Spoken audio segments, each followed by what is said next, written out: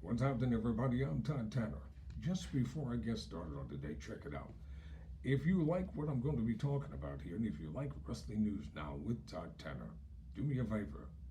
Kindly hit the like button. Also, make sure you subscribe to Wrestling News Now with Todd Tanner. Then hit the notification bell. And also, I obtain my information from a variety of sources. And I'll always remember, I will always make sure I give credit to every source that I give my information to, as is the case right now.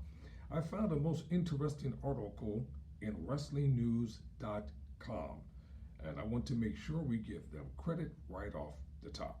And this is taken from the podcast To Be the Man. So for more information, if you want the entire transcription, hashtag WrestlingNews.com. That's WrestlingNews.com.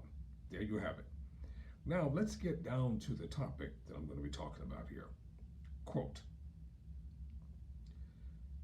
Ric Flair reveals why he chose to drop the NWA World Heavyweight Championship to Sting instead of Lex Luger. This is very interesting because many times people wonder why things happen the way they do.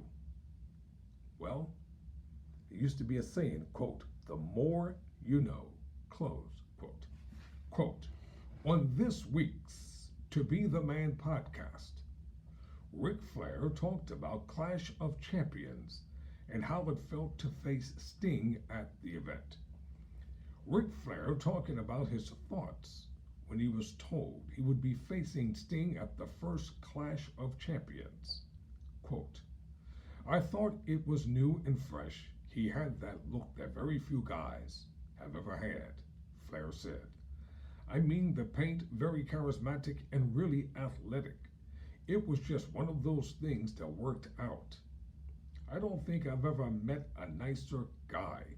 Some guys are just really too nice for this business, and he and Ricky Steamboat were two of them. I mean, just really nice guys.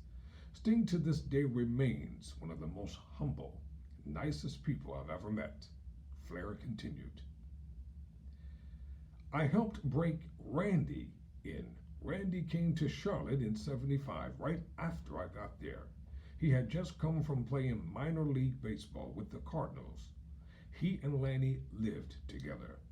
I kind of helped break Randy, and we got along real well, Rick shared. I didn't see him again for a long time until I got to New York. But yeah, I always liked Randy. Because I promised Sting in Corpus Christi, I said, I'll wait for you to get back. Sting was injured at Clash of Champions 10. It was never about Lex. I promised Sting, and Jim Herd was such a blank hole. It was nothing against Lex Luger at all. It was strictly a contract thing. So people are going to have different versions of different stories. I know the story. I was with it. And apparently I was right because they fired Herd and I was gone. Don't forget, go to WrestlingNews.com for the full transcription if you'd like to check it out. So there you have it. Now you know why Sting became champion at Clash of the Champions 10. For Wrestling News Now, I'm Todd Tanner.